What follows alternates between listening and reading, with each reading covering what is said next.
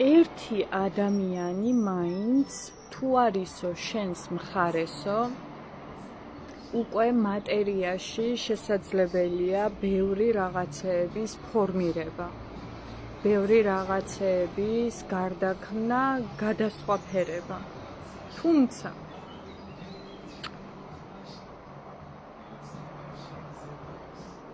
ქრისტეს ჯვარცმის შემდეგ დამტკიცდა, რომ ერთი ადამიანი რომ იყოს შენს მხარეს, ამას დიდი მნიშვნელობა არ აქვს.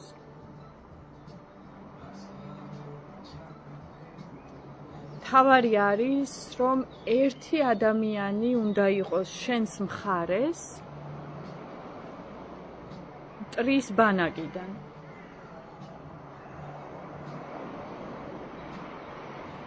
რადგან ქრისტეს თავისი მხარდამჭერები ყოველთვის ყავდა. დასაწყისი დედა ღვთისმშობელი. დედა გვერდიდან არ მოშორებია, ისე აცვეს ჯვარს. მარიამ მაგდალინელი, მისი ცოლი. დანარჩენი 11 მოწაფე. და ბევრნი კიდევ. მის მხარეს იყვნენ, თუმცა აზრი არ ქონია რამეს, რადგან ყველა მის გადაწყვეტილებას იზიარებდა. და მტრის ბანაკიდან თუ ერთი ადამიანი არის შენს მხარეს, აქ უკვე ის მოულოდნელი ცვლილებები და ის მოულოდნელი ჯვარზე არცმა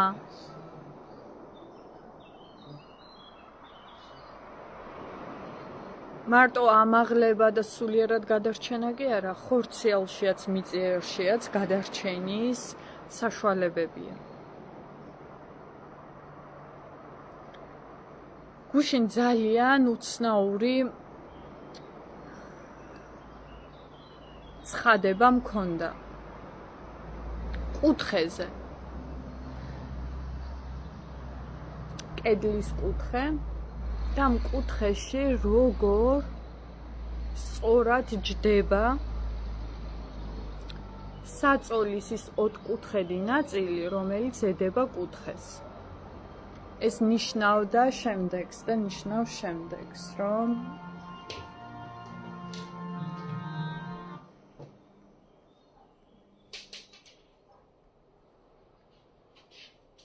ყველაფერი თავის ადგილას ზის და ჯდება და არ არსებობს გაუთვლელი და გამოუთვლელი მოცემულობა. ხოლო ჩემი შვილის მამას რო ვანახე, ხედავ ამ კუთხეს თქო და ნახე რა კარგად ჯდება მეთქი. ეს თაღი თქო, სათითაოდ დაშალა. ანუ ხელით შეეხო ამ თაღს და სათითაოდ ფაზლივით ატრიალებდა და ამოწმებდა, მართლა ჯდება თუ არა. და ისე დაიშალა ეს თაღი, რომ ზოგი მრგვალი აღმოჩნდა და არ ჯდებოდა. ზოგი ცალ-ცალკე ამოწმებდა თითოეულს. ჯდებოდა თუ არ ჯდებოდა. რადგან ჩემი გადაწყვეტილება იყო, რომ თაღი უბრალოდ ჯდებოდა. მაგრამ არსებობს მტრის ბანაკში ერთი ადამიანი, რომელიც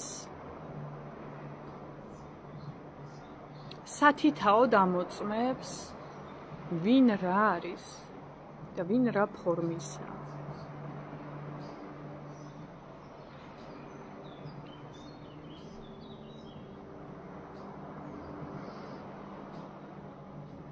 უბრალოდ ყველაფერი თავის ადგილზეა და იმას არ გეუბნებით, რომ რაღაცები უნდა არიოთ, გზიდან უნდა აცდეთ და აუცილებელია რომ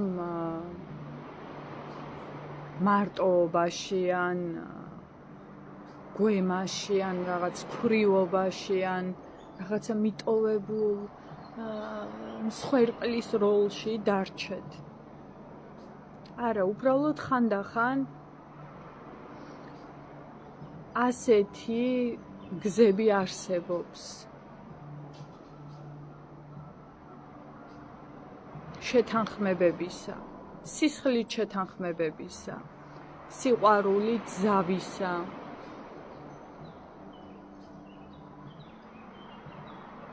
რაც უკიდეგანო ცვლილებებს იწვევს სრულიად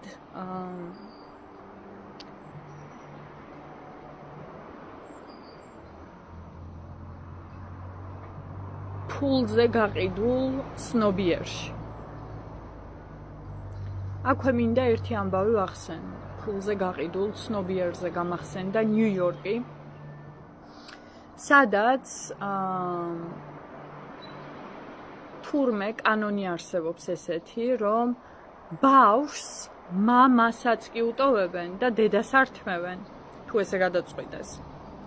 და შემდეგ ამ გამწარებულ ქალს ალიმენტსაც კი აკისრებენ და ალიმენტსაც კი ახდევინებენ. ეს ამბავი ალბათ ძალიან გაუხარდებათ ეხლა იმათ, რა ქვია, არაღვთისმშობლურ წარმოშობის ვითომ ქრისტიანებს, რომლებიც ბავშვების ეთერით, ბავშვების სულებით იკვებებიან და პირში სული ასე უდგათ ბედს უცვლიან შვილებს და მათი ნიჭით, მათი არსით საზრდოობენ. სხვათა შორის ეს ყველაფერი რიტუალურად დევს ჩვენში, ეს რაღაც ცნობიერის დონეზე არ არის, ვაკვირდები ხოლმე ენერგიებს და თავისი ჩვება ამ ყველაფერს ენერგიები და ნამდვილი მღვდლები და ნამდვილი მამები რომ ჩადგებიან ნამდვილ სამსახურში. შემდეგ აუცილებელია ამ რიტუალების გადმობრუნება და გასწორება. ისევე როგორც ჯვრისწერების განულირება და ჯვრისწერების განულირებაზე მომივიდა ინფორმაცია, რომ თითოეული ჯვარდაწერილი საკუთარ თავზე უნდა გადმოწერონ ისევ და ჯვარი უნდა დაწერონ საკუთარ თავზე. ანუ ორი ბეჭედი უნდა ატარონ ორივე ხელზე. და ის ჯვარდაწერილი ბეჭედი უნდა გალღვეს და რა ვიცი, დაბრუნდეს იმაში. საბადოში, ოქროს საბადოში, ან მდინარეში, ან სადმე, სადაც არის, ჩაიპნიოს, აი როგორც მოიპოვება ოქრო იმ ფორმას უნდა დაუბრუნდეს და ბუნებაში უნდა წავიდეს იმ გარდაქმნის სურვილებით, რომ განულდეს ეს სატანჯველი სასულიერო ბმები, რათა სწორფერები და ნამდვილი მეორნახევრები ერთმანეთს შეხვდნენ. და თითოეული ეს წყვილები, რომლებიც განქორწინებულები არიან, აუცილებელია, რომ საკუთარ თავზე გადმოვიდნენ და საკუთარ თავზე იქნენ ჯვარდაწერილები. ამას ვაპირებ ჩემ ცხოვრებაში, ზუსტად ისე, როგორც სახელი შევიცვალე რიტუალურად სვეტიცხოველში, ეხლა არ ვიცი ზუსტად რომელ მღვდელთან გავაკეთებ ამას, მაგრამ აუცილებლად გავაკეთებ, რადგან მანდვე დაწყებული რიტუალია და მანდვე უნდა აღსრულდეს ისე, როგორც აღსასრულებელია. მიხვდით ხო? ანუ მე აღარ მჯერა ამ რაღაცეების, რომ დავიწყო ეხლა და დავჯდე და იქ რა ქვია ესე ვიარო. ანუ კი აღარ მჯერა, მაგრამ მაინც არსებობს ეს ბმა და გადაბმა, იმიტომ რომ ძალიან ძლიერ რიტუალებს ატარებენ. ძალიან ძლიერს. ანუ მაშინ სუფხიზლად უნდა იყო და მოვა თუ არა იმ ადამიანის არსი, რომელიც შენზე უნდა გადმოვიდეს, მისი სული. წარმოიდგინეთ, ნარკო დამოკიდებულება თუ აქვს იმ ადამიანს, რომელმაც ძმა კაცებისგან ან ვიღაცებისგან აიკიდა, შენზეც კი გადმოდის ეს ყველაფერი. ანუ რაც მას ემართება, შენ განიცდი მაგ ყველაფერს. შენ სულზე და მე შეიძლება შენ ცხოვრებაზეც და შენ შვილზეც გადმოდის მერე. საშინელებებია. არა, ნიუ-იორკზე რას გეუბნებოდით? ნიუ-იორკში აქვთ ესეთი კანონი, რომ დედას შეუძლია შვილი წაართვან. მოგიყევით, როგორ ჩემი ნაცნობები დაუძახოთ, მოდით, იმიტომ რომ ეგ ადამიანები ჩემი არავინ არ არიან და ღმერთს მადლობა, რომ არავინ არ არიან, არც სისხლით, არც ხორცით და არც სულით. წარმოიდგინეთ, რომ მეზობელმა წაართვა, მეზობელმა კაცმა წაართვა ქალდედას, მეზობელ ქალდედას, ბავშვი, გოგონა. წარმოიდგინეთ, ხალხო, და დღეს კიდევ ერთ-ერთ გოგონას წაართვეს, ბავშვი და უკან ქვეყანაში არ უშვებენ ამ ვიზების და რაღაცეების გამო, რო ვფიქრობ, რომ ასეთი რაღაც შეიძლება დამართნოდა მაგ ქვეყანაში. და ეხლა რო ვფიქრობ, რომ ეგ ქვეყანა ჩვენს ქვეყანაში შემოდის თავისი პოლიტიკით და მთლიან მსოფლიოს უნდა რომ მოედოს თავისი პოლიტიკით, თავისი კანონებით და წესებით. წარმოიდგინეთ, გეუბნებით, ფული და კრედიტი ყველაზე პატარა პრობლემაა. ისეთი ურჯულოება არ ქვია, ამას ქვია პირდაპირი რა ვიცი რა ქვია, არ ვიცი რა ქვია. რევერტიზმი, ანუ ამობრუნებულია. კაცებს ანუ სუროგატსაც კი დიდი პატივისცემით და რა ვიცი, თანხებს ურიცხავენ და როგორ ექცევიან, ვინც სუროგაციას იყენებს. საკუთარ შვილის დედას როგორ ექცევიან, კანონებიც ისეთი აქვთ, რომ ანუ oh my god, არ მინდა, არც მინდა, რომ მაგათზე ძალიან ბევრი ვილაპარაკოთ, მაგრამ უნდა ვიცოდეთ და უნდა გვახსოვდეს, რომ არსებობს ეგეთი რაღაცა განზომილება, ეგეთი რაღაცა მოცემულობა, სადაც მასეთი რაღაცები ხდება.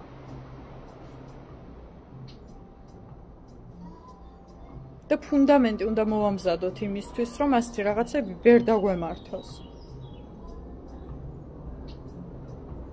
არა, ეს ყველაფერი იმის ხარჯზე არ უნდა იყოს, რომ თვითონ კანონის გარეთ თვითონ ჩვენი ქმრებისგან და ბავშვს მამებისგან და მეზობლებისგან დაუცველები ვიყოთ, როცა ღრეობენ, სვამენ და მერე მოდიან და რაღაცებს იმაშვებიან, რა ქვია. შვილის და ქალის წინაშე ყვირიან, ან იგინებიან, ან რამე.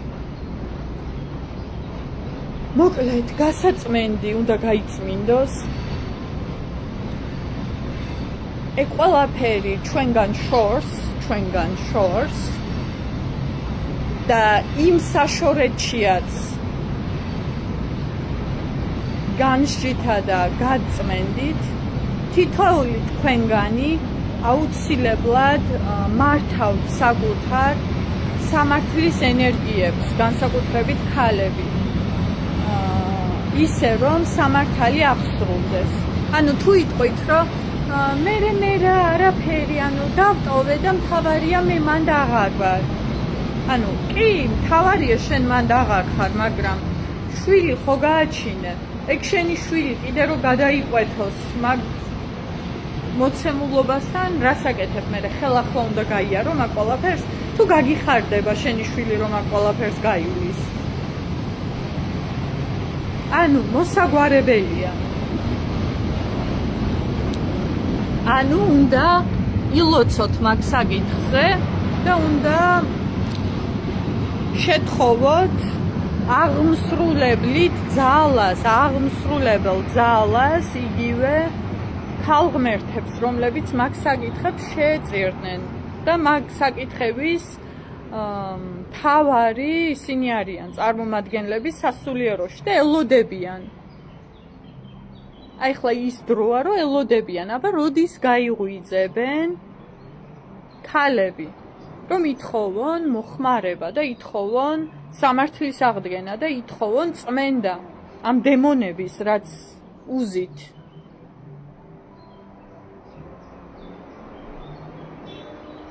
თორე ვინ უნდა დაგვიცვას, ვინ უნდა დაგვიფაროს მაგ ყველაფრიდან. არა ზიხარ თქვენ თვითონვე უსმენთ ხოლმე, თვითონ ეს სისტემის შიგნით, ვინც მამაოები ვიღაცები არიან, ისეთი დრო მოვა, რომ ზომბები მოგენატრებათ. კი ბატონო, მაგრამ ეგ დრო რო არ მოვიდეს, წინასწარ აღსასრულებელია. საერთოდ არ მინდა ზომბებში სიარული, რა ვიცი, თქვენ თუ გინდათ. და არც ზომბების იმას არ ვაპირებ, ზომბებზე ნადირობას, ანუ ეგ ჩემი დროის ხაზი არ არის და შენი დროის ხაზი გინდა რო იყოს? ანუ გინდა მაგაში რო აღმოჩნდე და იცხოვრო, არა ხო? ამიტომ შესთხოვე არს, რომ წმენდა სათანადოდ მოხდეს. მეორედ მოსვლა ეს არის ძალიან დიდი წმენდებია დაწყებული. და ნუ ეხმარებით ვიღაცებს, ნუ შეუნდობთ. შეუნდეთ მათ სულებს, მაგრამ მათ სხეულებს და მათ ეგოებს ნუ რაფერს ნუ შეუნდობთ.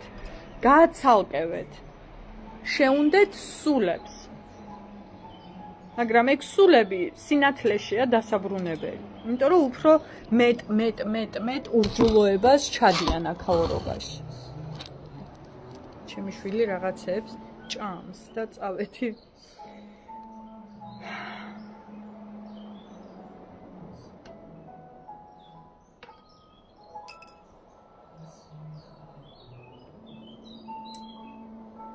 ყველა დედას თავისი შვილი სრულწლოვან შვილებზე მაქვს ლაპარაკი, ეს მარადმწვანევითომ ისინი, რა ქვია, რელიგიურ ხატებს ამოფარებული ვიღაცები არ მაინტერესებს. მუცლით, ბუნებით, ასაკით, მოცემულობით ყველა თავის ადგილას, დანარჩენი ვინც სიმახინჯეში რჩება, ყველა განშის და განწმენდის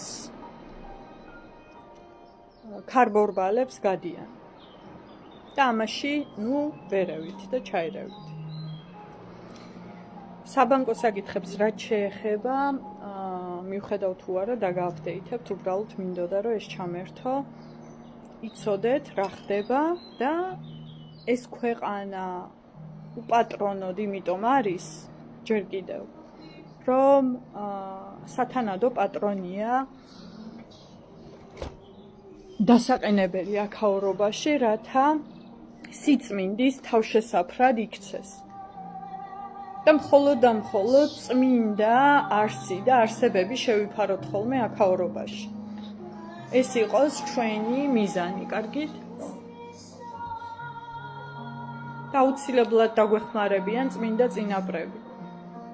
ჩვენი მიზანი თუ ის არის, რომ ეკონომიკურად, ანუ არც იციან რა არის ეკონომიკა საერთოდ არ იციან მათ ფული რა არის. მაგრამ თუ ვეუბნებით, რომ ჩვენ გვინდა ჩვენი ბუნების შენარჩუნება, ჩვენ გვინდა ჩვენი სიწმინდის შენარჩუნება და ამაში ეს საფრთხეს გვიქმნის და ის საფრთხეს გვიქმნის და ის საფრთხეს გვიქმნის, უკვე რამხელა ძალა ერთვება ჩვენს დასაცავად არ იცით. ძალიან დიდი ძალა. ამიტომ გასაგები შეგრძნებებით, გასაგები კადრებით და გასაგები ანახეთ.